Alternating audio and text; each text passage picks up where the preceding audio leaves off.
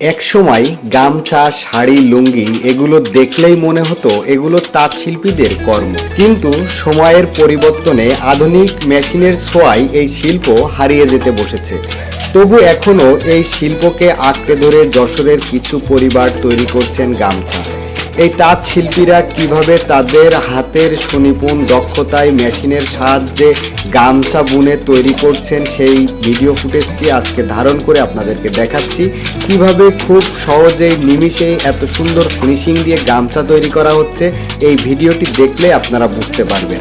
তো কিভাবে গামছা তৈরি করে সেটি দেখার জন্য সম্পূর্ণ ভিডিওটি দেখতে থাকুন।